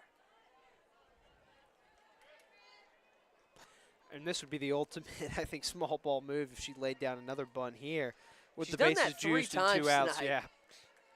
Or at least tried to. And it's one of their tactics. The 0-1 drop ball outside. 1-1 count. Bases loaded for Vandegrift, who it's been hard to name a best player in tonight's game for the Crimson Tide, but looking at a season outlook, Audrey Vandegrift has certainly been their star. That one off the glove of Winters. Nobody moves. Nobody gets hurt. 2-1's the count. Yeah, Becker is starting to lose it a little bit. Missing up and away. And again, it's also probably trying to pitch around Audrey Vandegrift, which is a tough ask. Yeah, but there is also nowhere to put her, That's famously. Very true. The 2-1 just missed. That's a much better offering from Becker, but any way you cut it, it's a 3-1 count with the bases loaded to a 413 hitter. Yeah, and an on-base this is just not a situation I think you wanted to be in at any point. The 3-1 to Vandegrift. Ooh. Doesn't get called to strike. JP, I think you're okay with that one. That is a really good pitch. That is a great pitch. I'm rather shocked, and now bring up Lauren Johnson, who's 1 for 3 on the night with a strikeout and a double. She bats 388 on the season. It spits her. We do it all over again since it's a walk. 12-1 is now your score. Lauren Johnson, drop ball misses low and inside for ball 1. It could get tragic. Well, Winters is going to go talk to Becker and try and calm down. It has been, I believe, like some strikes interspersed there, but this has not been a great inning.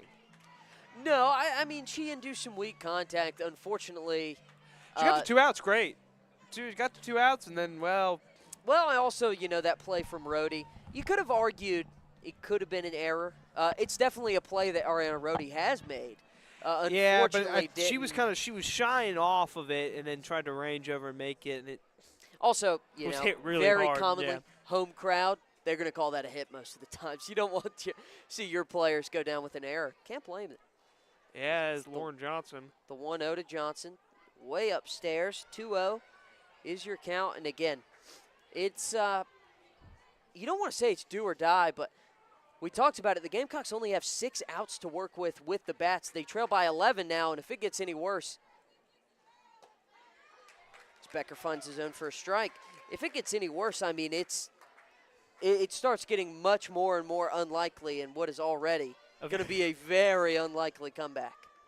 Just talking about the odds. Again, nothing's impossible. And it's the 2-1. And she hit her. Clips Johnson. She takes her base just barely. Another hit by pitch there is a hit by pitch, walk, hit by pitch. 3 straight in a row. And not great, Bob. Not great indeed, my friend. That'll bring up Callie Hevelin, who's 2 for 2 with a walk, 2 singles. I mean, the heavy hitter in this Bama lineup with 13 home runs. We wish we could say, like, oh, that brings up Joe Schmo, who's 0 for 4 with 4 strikeouts today. Unfortunately, that we have to wait for Duche. No, everybody in this Alabama lineup has been really good. And I'm just going off of people who haven't gotten on yet. yeah, it's tough scenes right now as ball 1 is sent past Hevelin. You got to take what you can get here.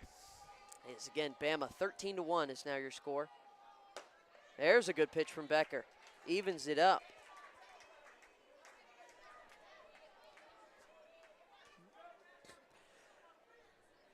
And if she can get out of this one, it'll keep the game from getting even more out of hand. This one driven into center field. Lilia doesn't take a step, makes the grab, and Becker will get out of it. She gives up 2 runs, but all in all, JP, it didn't get too out of hand, but the score, on the other hand, is already at that point. The Gamecocks have 6 outs to try and claw themselves back into this game. 13-1, the Tide lead it. Don't go anywhere.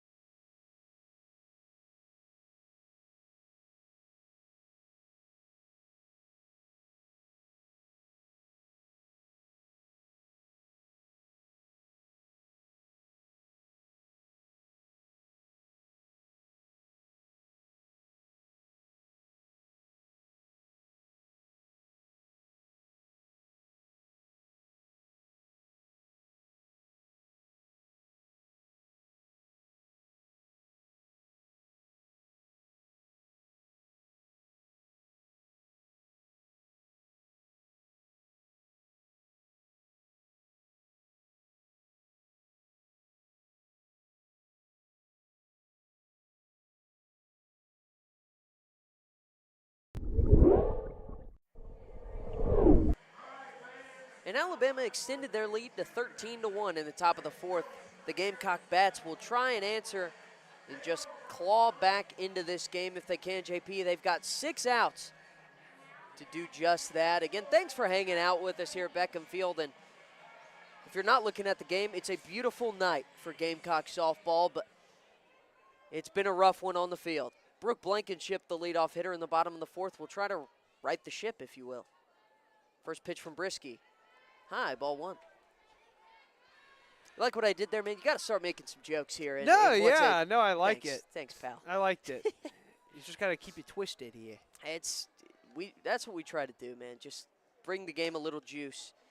Blankenship fouls that one down the first base line. 1-1's the count. Brisky giving up 1 run in this one, allowed 3 hits. Outside of that, I mean, she is working pretty easily right now. The 1-1 to the Gamecock shortstop. Under it and fouled down the first base side is Blankenship. I feel like making children watch this is cruel and unusual. Well,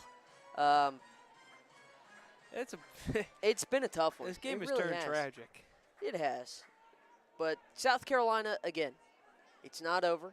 The 1-2 to Blankenship stays alive, and they've been doing a lot more of that. And again, we talked about it earlier. If the score wasn't what it was, South Carolina's bats have really, clawed and fought, really done some good things. It's just, it's been an unfortunate affair on the other side of the ball. Yeah. That's a good way the to put it. The 1-2. Blankenship fouls it off again.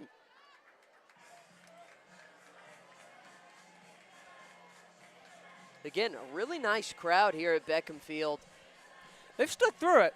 That is true. I mean, really, I meant beautiful day. It's a little cloudy, but the weather's great. 1-2 inside to Blankenship.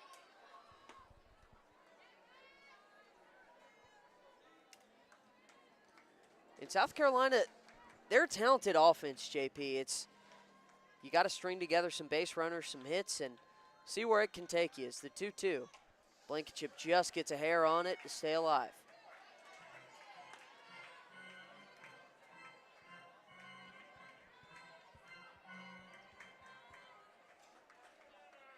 Before this inning started, Brisky had thrown 58 pitches, so she's working about 65 now.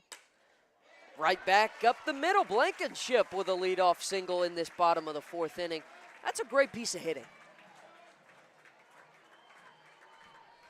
Yeah, and I think this is the first time in this game South Carolina's gotten the leadoff runner on. I struggle to think of any other times that could have happened. Lilia reached on an error in the bottom of the 3rd, but then was thrown out in the fielder's choice just moments later. So it brings up Abigail Knight. She walked last time up in 4 pitches. She faces an 0-1 count now to Brisky. There's a runner on first, no outs. Gamecocks trail by 12. At the 0-1, big cut from Knight. Missed everything, but she liked what she saw there.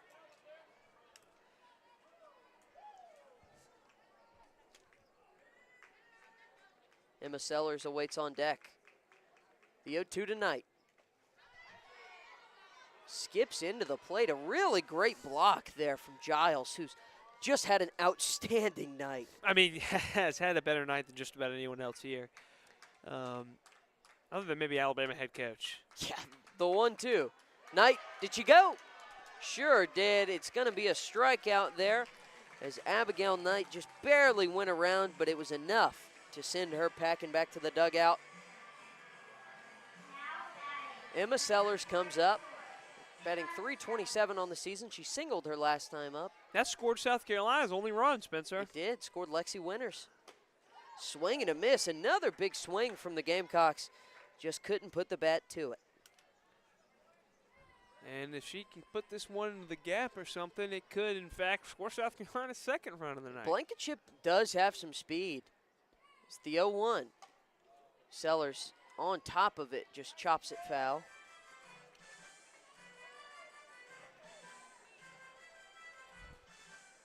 And she already finds herself down 0-2. Blankenship on first, 1 out. Again, 13-1 is the Alabama lead, just trying to make it a little less here. Sellers. I think that hit Sellers after she swung, so I think it was a foul ball. I think you're right. I was waiting for the umpire to say something as Giles was running after it. Yeah, that's what it looked like, a double hit of sorts. It could have been a hellacious double play. And that's what I was afraid of, JP. So we'll see what Coach Murphy wants here as he comes out to talk to the home plate umpire. Seems to be nothing, maybe telling him, who's up in the pen, something like that, as there is a right-handed arm getting warm over there for the Tide. So we turn our attention back to Beckham Field, the 0-2. Grounded in there as that one kicked up a lot of dirt, an easy take from Emma Sellers.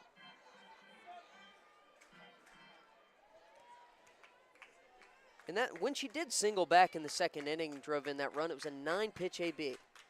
This time, she gets nothing. Whiffs on a nice rise ball from Brisky. Strikes out in 5. And that'll bring up Emily Vinson, who's 0 for 1 on the night, making her 50th start of the year. And she grounded out to the pitcher, Brisky, to end the second inning. And hard hit. Yeah, with 2 runners on, I spoke it into existence. She grounds it right back to Brisky, an easy play to first. And the Gamecocks into the 4th inning with no runs. It's 13-1 Alabama as they are all over South Carolina in this one. We will take just a quick break and be back with you in the top of the 5th. Don't go anywhere. Hang out, even if just for a little longer.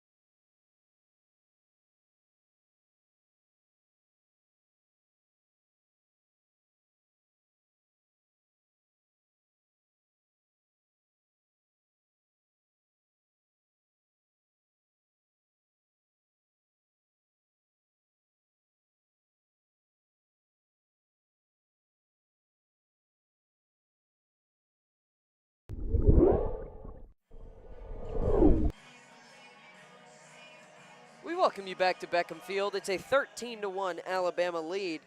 But JP, we have a development. It's the freshman, Olivia Kotkowski, stepping into the circle for South Carolina and getting the freshman some action.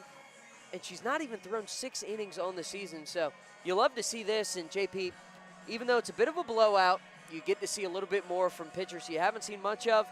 And that's something that you can definitely get behind. Yeah, you've just turned it into a 2-game, series at this point. And there's also a pinch hitter for the Crimson Tide. Batting now is number 81. That's going to be Maddie Hubbard, the freshman from Huntsville. So everybody's getting a shot here tonight, eh? That's right, it's nice to see some experience. Hubbard swings at the first pitch, grounds it to Blankenship. A 6-3 putout, and a nice start to the day for Olivia Kotkowski. I think we have another lineup change. It's Kendall Clark stepping in for Alabama, the senior from Humboldt, Iowa. Hey, you were on it before I was here. I saw the umpire making the motion. As an honest PA guy myself. That's right. When umpires help out a PA guy. A Viking legend. Two different Vikings. Show the boy some love. That's right. As there was a ball low there from Kotkowski. Clark, a 265 hitter on the year, and what's her 35th at-bat of the season. Kotkowski with a nice little off-speed there to draw it to 1-1. And if you're keeping score at home or at the park tonight, first off, it's been a bit of a nightmare to navigate the squares. But now you're writing in some new names, and it's always fun. The drop ball just misses from Kotkowski. The 2-1 count to Clark. No runners on, 1 out here in the top of the 5th.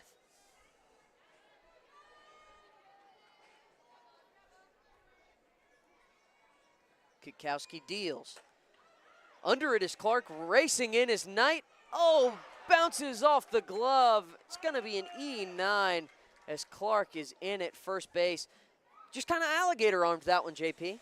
Yeah, I think she might have lost it. I can't tell where she would have lost it. She kind of overran it. Because she was like, well, maybe she was expecting demonstration like this with the glove, but then it came in, hit her in the kind of off the heel of her hand, and hit her in the chest. Just an unfortunate I couldn't tell if she was play. Maybe thinking that Carly Shelton or maybe Rhodey was going to make a play on it, but it's always tough when you're running into your infielders, and it's a tough play. But one Knight definitely should have made. So there's a runner on first, and it brings up Salyn Hawkins, 3 for 3. Hawkins grounds this one to Blankenship, flip to Shelton, out at second. Safe at first is Hawkins, but it's a fielder's choice. That'll give 2 outs to the freshman Kotkowski in the circle. And another lineup change here. It's going to be, I believe that is number 1. Kennedy Marceau stepping in. You're absolutely right, JP. I was looking down. You were looking at the new batter. I was going to tell you, we talked about how Alabama was really great at, making double plays in their pregame show. South Carolina, very good themselves. They're tied for tied for 8th in double plays per game. 0.55, so almost getting one every other game. They've got 27 total on the season, so a really good middle infield here as Marceau lines this one over to the other half of the middle infield. Shelton, fields it, steps on second, and that will retire the Crimson Tide in the top of the 5th inning. The Gamecocks have 3 outs to try and score 5 runs. Otherwise, it's going to be a run rule defeat in game 1 of the series against Alabama. We'll see what they can do in the bottom of the 5th.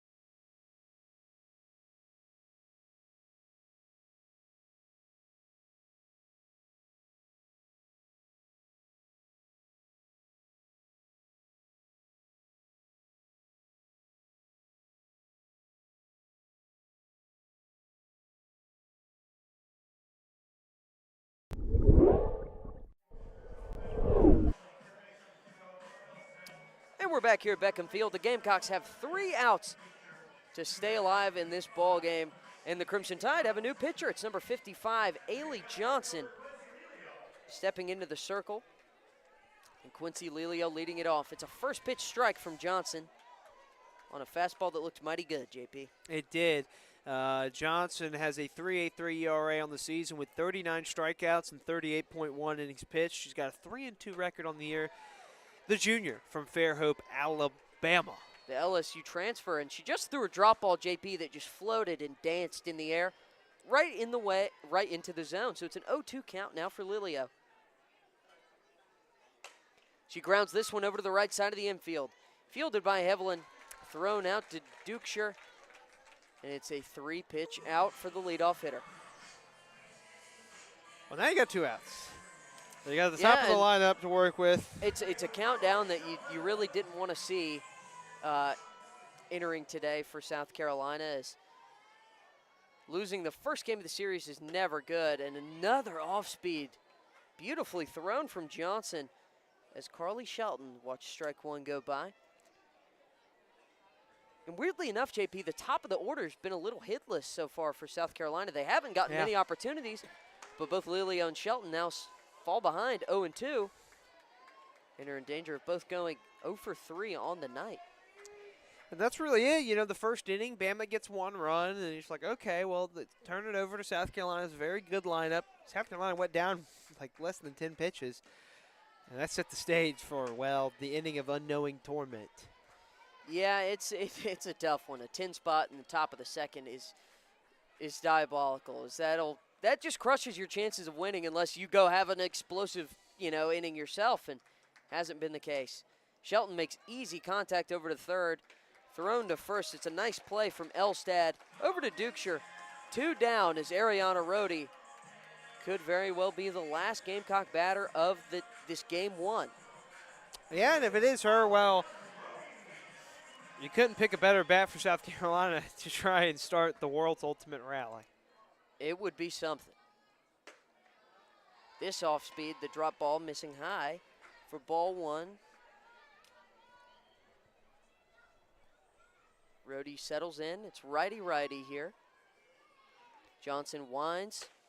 Fastball inside. A good eye from Rohde, and she's got the best eye on the team if you're looking at the numbers. 43 walks. Again, that is a single season record for South Carolina. Looking to just get on base and keep the game alive.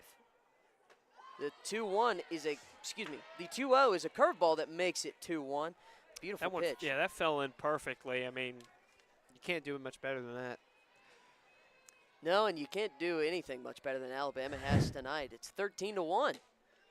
The 2-1's a fastball off the plate for ball 3.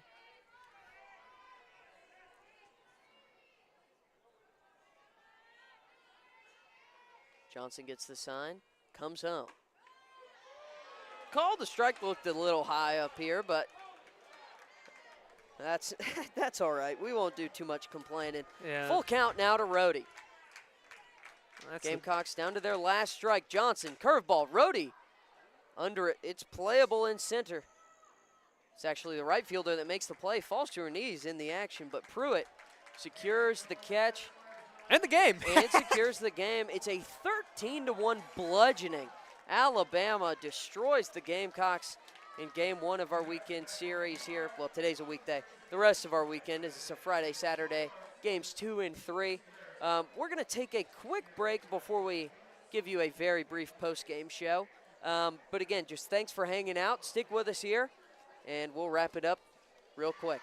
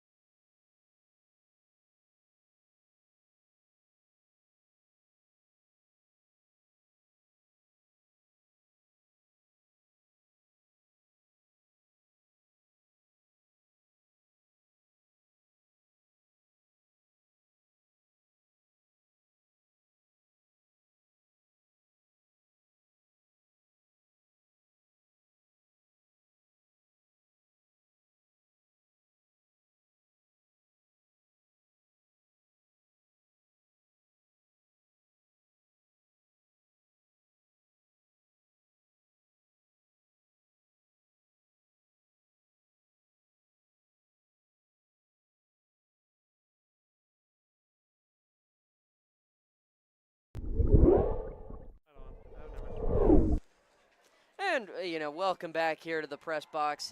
I'm Spencer Ball. He's JP Barry. It was a tough one. I'm a little frazzled at how to intro that one. As Alabama just walked into Beckham Field and gave South Carolina a beating. There's no other way to put it. 13-1 your final score. 12 hits for Alabama, just 4 for South Carolina. But it felt like the game was cut short because it was. You only play 5 innings of softball, and it felt like they just didn't have a chance. Yeah, I mean, we were talking about it at South Carolina. Alabama scored early, and the top of the line for Carolina went down 1, 2, 3, just like that. And then the second inning, one run, it's like, oh, it's 1-0. Yeah, exactly. It's 1-0. It's not bad. It got worse. And this top of the second was, I think they would agree with you, probably the worst half inning Gamecock softball's played all year. I mean, It was just a tough one. They just couldn't buy it out. There was some bad luck, some errors. But you just got to give credit to Alabama. They were swinging the stick really good today. Just put the ball where South Carolina wasn't, and that's the name of the game when you're at the plate. They tacked on a couple more runs in the top of the fourth, making your final score 13-1. There's not much else to say. We'll be back tomorrow. Every team, takes a bad loss. It happens to every team in every sport sometime. Today was that day for South Carolina, but they've got a chance to still win the series. But you got to start tomorrow. Again, we'll be on the call, JP, on play-by-play tomorrow at 6, right here in the same space. So come hang out one more time with us, one last time with SGTV for the two of us old guys. So come pay us a visit. Again, thanks for hanging out. That's going to do it for us tonight. He's JP Barry. Let's shout out our tech crew, Mary Des Parker and Doug Andreuzzi. Just on the whole, they've been amazing to work with for a long years. We're old, but just a big thank you to everybody for letting us have this opportunity. So thanks for hanging out. Again, Alabama wins this one. Come hang out tomorrow. He's been JP Barry. I've been Spencer Ball. Have a good night, everybody.